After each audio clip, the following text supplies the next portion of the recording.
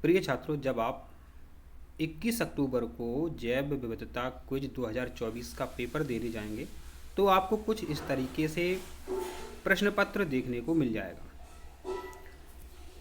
इस तरीके से लिखा हुआ मिल जाएगा कि मध्य प्रदेश राज्य जैव विविधता क्विज 2024।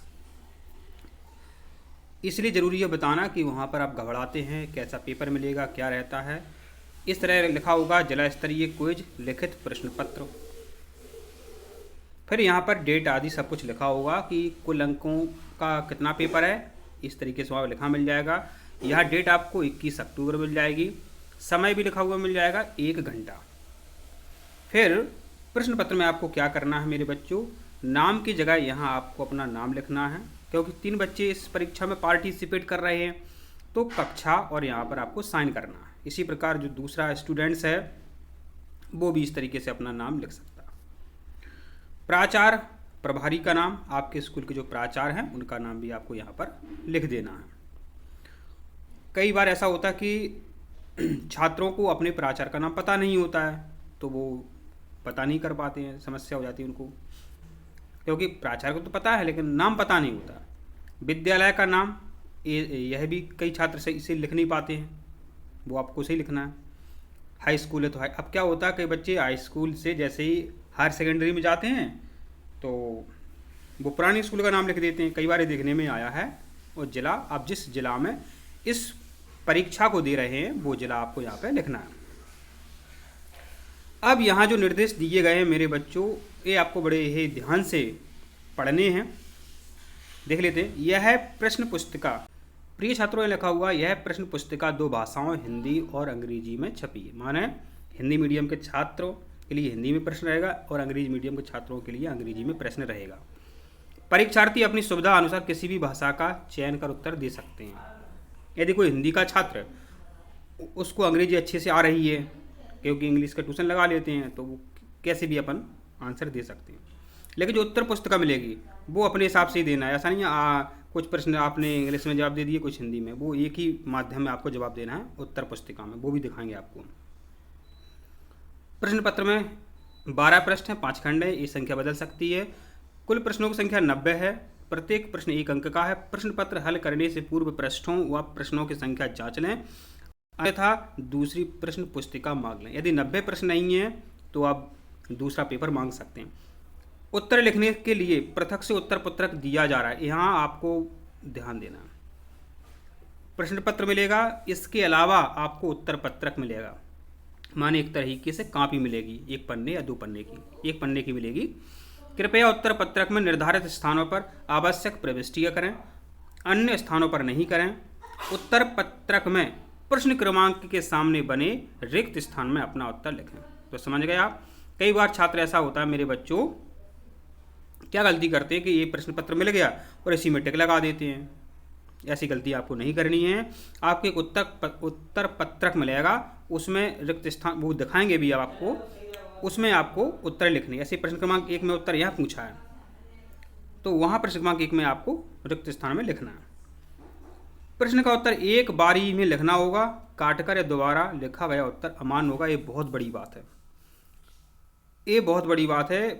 प्रश्न का जो उत्तर है मेरे बच्चों आपको एक बार में ही लिखना है। इसका मतलब क्या, किसी प्रश्न का उत्तर आपने लिखा कि मध्य प्रदेश में अभ्यारण्य 25 हैं, आपने लिख दिया कि मध्य प्रदेश में अभ्यारण्य 25 हैं या 25 लिख दिया। अब आपको पता चला 24 हैं, आपने 5 काट दिया और 4 लिख दिया, तो ये आपने गड़बड़ी कर दी। ठीक है, समझ रहे आप। तो आपको सोच समझ के ही उत्तर लिखना है। प्रत्येक सही उत्तर पर आपको 1 अंक दिया जाएगा। प्रश्न पत्र हल ना करने अथवा गलत उत्तर की स्थिति में 0 अंक दिया जाएगा। ये बहुत अच्छी बात है।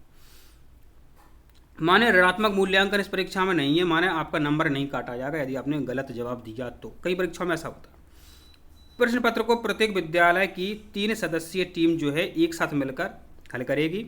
परीक्षा समाप्ति पर प्रश्न पत्र जो है विद्यार्थी अपने साथ घर ले जा सकते हैं।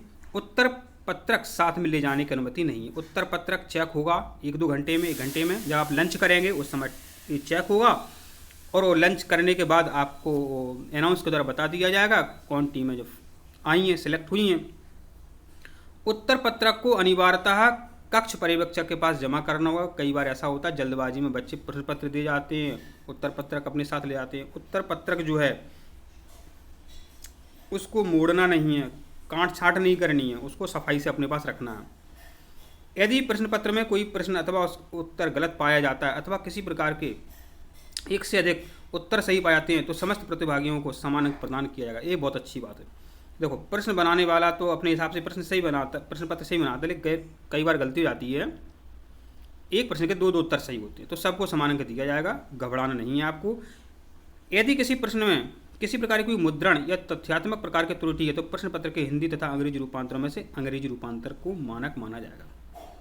यहाँ पर और ध्यान देना है, हिंदी मीडियम का छात्र है, उसको प्रश्न का उत्तर लग रहा है कि इसका बी सही है, लेकिन उसने जैसे ही अंग्रेजी भाषा में इसको समझा तो उसको लगा इसका उत्तर सी सही है। तो अंग्रेजी भाषा का मान होता है, ये भी आपको पता होना चाहिए। कितनी भी बड़ी परीक्षा हो तो अंग्रेजी भाषा में लिखा उत्तर ही मान होता है, तो अंग्रेजी रूपांतर आपको अच्छे से आना चाहिए।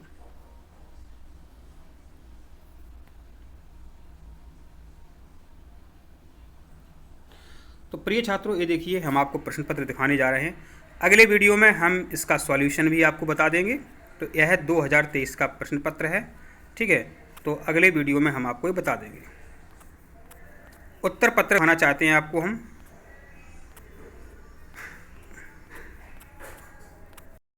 तो देखिए इस तरीके से आपको उत्तर पत्रक मिलेगा, एक दिख रहा है आपको। या देखिए प्रश्न क्रमांक 1 का उत्तर 1 के सामने लिखना है रिक्त स्थान में। इस तरीके से आपको उत्तर पत्रक जो है मेरे बच्चों मिलेगा। 90 प्रश्न है मिलेगा।